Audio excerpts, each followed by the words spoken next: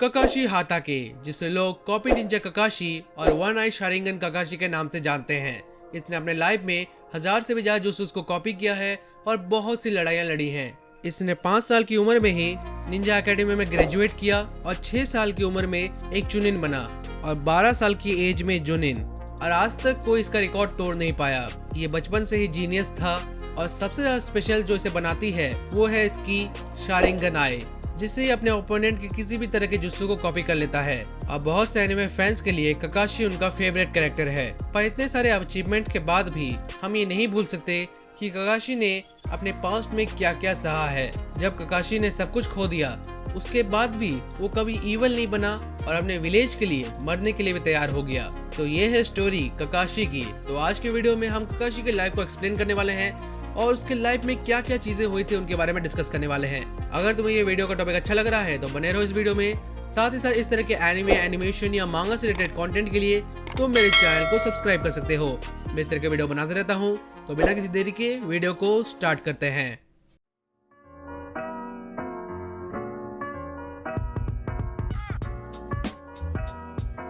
तो देखो, ककाशी एक बहुत अच्छा एग्जाम्पल है कि कैसे तुम्हारी लाइफ में कितनी भी सफरिंग हो, कितनी भी ज्यादा ट्रेजेडी हो, लेकिन उसके बाद भी तुम ना टूटो और हमेशा आगे बढ़ते जाओ। जहाँ बचपन में ककाशी की मदर जो है वो चल बसी थी, उसके बाद से उसके फादर ने ही उसे संभाला।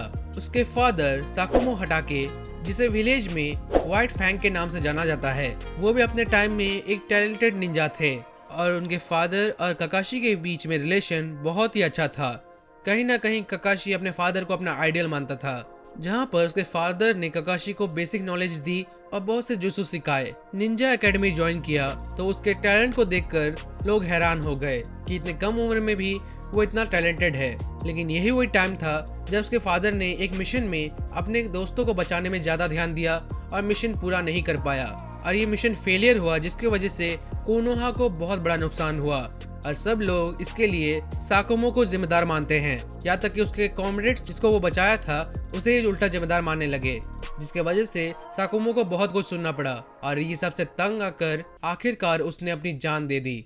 ये चीज अपने पिता के साथ होते देख ककाशी अंदर से टूट चुका था और इसके बाद से ककाशी के अंदर बहुत से चेंजेस आ गए। इसके बाद से वो लोगों से और ज्यादा अलग होने लग गया, जहाँ पर इसने ये मान लिया कि अगर सिनोवी वर्ल्ड में जीना है तो रूल रेगुलेशंस को फॉलो करना होगा और इसके लिए अगर उसके दोस्तों की जान भी चली जाए तो इसमें भी कोई गम नहीं। और इसके बाद से ककाशी अपने काम के प्रति बहुत सीरियस हो गया और अपने जुत्सुस को और परफेक्ट करने लग गया।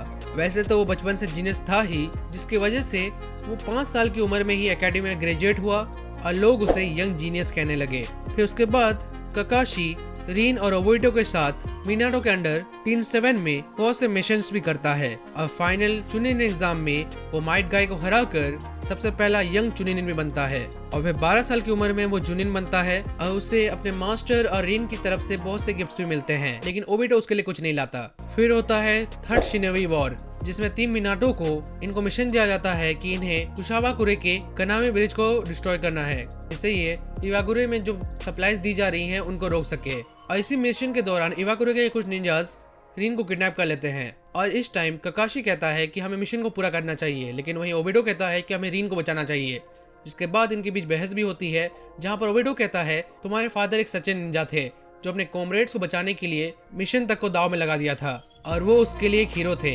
ये सुनकर ककाशी बहुत ज्यादा हैरान हो जाता है, लेकिन इस टाइम वो दोनों अपने अपने रास्ते निकल जाते हैं। फिर यहाँ पर ओबेडो रीन को बचाने के लिए उनके निंजा से लड़ता है और यहाँ पर वो हारने ही वाला होता है, लेकिन तभी ककाशी आकर उसे बचा लेता है, जहाँ पर वो कहता है कि वो उसकी बात से सहमत है। पर यहाँ पर इस लड़ाई में ककाशी के लेफ्ट आई डैमेज हो जाती है और उसको यहाँ पर उसका लेजेंडरी स्कार मिलता है और इसी टाइम पर ओबेडो भी अपना शरिंगन एक्टिव कर लेता है और टाइसिकी, जिसने ककाशी को अभी घायल किया था, उसको हरा देते हैं। फिर यहाँ पर ये दोनों रीन को बचाते हैं, पर इवाकुरे का एक शिनोबी उस केव को सील करने की कोशिश करता है और इससे में भागते भागते ओबेडो ककाशी को बचाता है, पर उसको बचाने के चक्कर में वो खुद एक बड़े पत्थर के नीचे आ जाता है और अपने आखिरी मोमेंट में जहाँ पर इनको लगता है कि ओबेडो को नहीं बचा पाएंगे, वहीं ओबेडो अपनी एक शारिंगन आई ककाशी को गिफ्ट के तौर पर दे देता है और यहाँ ओबेडो कहता है कि तुम्हें रीन को प्रोटेक्ट करना होगा।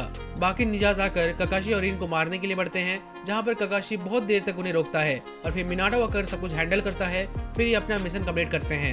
फिर कोनोहा में ओबेडो का फेयरवेल होता है, जहाँ पर बाकी के उचिहा ये कहते हैं कि एक नॉन उचिहा के पास शारिंगन नहीं होनी चाहिए, लेकिन फुकागु कहता है कि अभी वॉर खत्म हुई है तो ये सब अब मत सोचो। फिर ये सब होने के बाद ककाशी और रिन को एक मिशन दिया जाता है जहाँ पर रिन फिर से किडनैप हो जाती है, पर यहाँ पर ककाशी रिन को बचाता है और वापस जब ये लोग जाने लगते हैं तभी रिन ये समझ पाती है कि उसके अंदर 3 टेल बीस्ट है और जब ये लोग कोनोहा पहुंच जाएंगे तो वो इस 3 टेल बीस्ट को एक्टिव कर देंगे। और ये सब ना हो इसलिए रिन ककाशी को उसको मारने के लिए कहती है, पर ककाशी ये सब नहीं करने वाला तो रिन वहां से भागने लगती है। ककाशी उसका पीछा करता है और बाकी के निंजास उस पर अटैक करते हैं, पर जब वो किसी एक पर चितोरी यूज करता है तभी रिन बीच में आ जाती है और चितोरी उसको चीर कर निकल जाती है। और ये चीज देखने के बाद ककाशी का शारिंगन मंगक्यू शारिंगन बन जाता है, पर वो इतनी पावर को लोड नहीं कर पाता और बेहोश हो जाता है।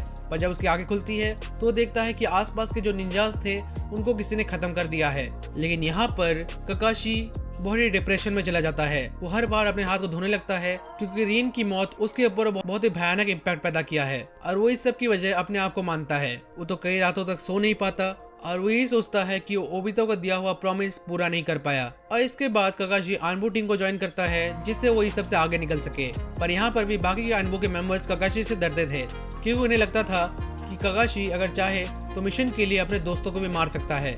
और इस टाइम ककाशी एक वेपन की तरह बन जाता है जो अपने सामने आने वाले किसी को भी मार सकता है, चाहे वो कोई भी हो। और ये चीज देखकर माइटो टेंशन में आ जाता है कि ककाशी क्या बनता जा रहा है, तो वो उसे अपनी वाइफ कुशिना जो प्रेग्नेंट है उसको ध्यान रखने के लिए कहता है। पर जब नारुतो पैदा होता है तो हम जानते हैं कि 9 टेल फॉक्स रेमपेज में आता है और इस टाइम में ककाशी विलेज में नहीं था, जिसके वजह से माइटो और कुशिना दोनों मारी जाती है। और इस टाइम भी ककाशी इस सब को अपने ऊपर लेता है कि उसकी वजह से ये सब हुआ। फिर बाद में इटाची भी अनबू ज्वाइन करता है जहाँ इटाची ककाशी का अंडर काम करता है। फिर उसके बाद होता है उचिहा मैसेकर और यहाँ पर ककाशी ये सोचता है कहीं उसी की बातों की वजह से इटाची ने तो ये सब नहीं किया। लेकिन जो कुछ भी हो, इसके बाद लॉर्ड थर्ड उसे अनबू को छोड़कर निंजा अकेडमी में एक टीचर बनने का काम देता है और यहाँ पर वो टीम 7 को ट्रेन करता है। लेकिन इसके बाद भी ये सब नहीं रुकता, जहाँ पर ओरोचिमारू लॉर्ड थर्ड को मार देता है और सास्के भी अपने भाई से बदला लेने के लिए और ज्यादा पावर गेन करने के लिए ओरोचिमारू के पास जाने लगता है, जहाँ पर ककाशी उसे रोकता है और उसे पूछता है कि क्या तुम भी अपने भाई की तरह बनना चाहते हो। जहाँ पर सास्के कहता है कि क्या हो अगर मैं तुम्हारे सारे लव वंस को मार दूं। तो यहाँ पर ककाशी हंसते हुए कहता है ये प्लान तो अच्छा है पर शायद तुम लेट हो गए, मैं जिनको पसंद करता था वो तो अब बचे ही नहीं। Maybe if I was to kill the most important people in your life, everyone who's ever meant anything, maybe then I'd listen to you, because maybe then you'd have some idea how I feel. It's an interesting theory, but I'm afraid you're a little late to put it to the test.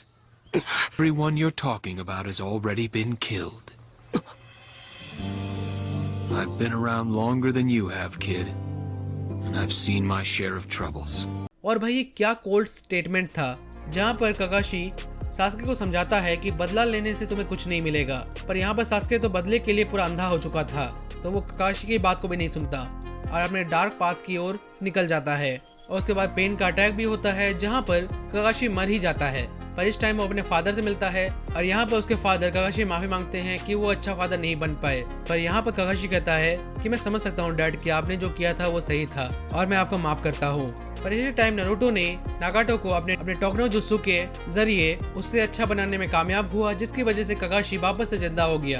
फिर होता है 4th grade Ninja war, जहाँ पर ककाशी को पता चलता है कि इन सब के पीछे जो कुछ भी हुआ था, चाहे उसके मास्टर के मरने के पीछे या फिर पेन के अटैक के पीछे, इन सब के पीछे ओबिटो था। जहाँ पर ओबिटो ककाशी को जिम्मेदार मानता है कि उसकी वजह से रिन मर गई।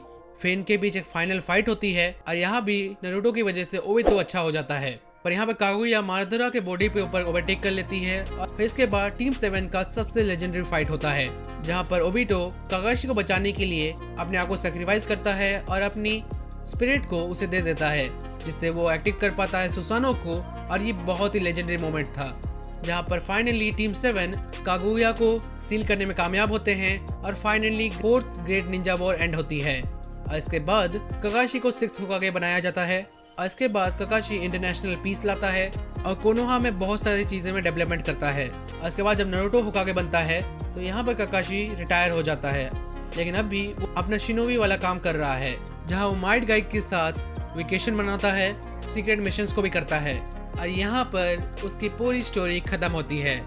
तो ये थी ककाशी की स्टोरी, जहाँ पर हमने देखा कि ककाशी के लाइफ में कितने अप एंड डाउन्स आए, पर उसके बाद भी वो ईवल नहीं बना या फिर बाकी कैरेक्टर्स की तरह कभी डार्क साइड में नहीं गया।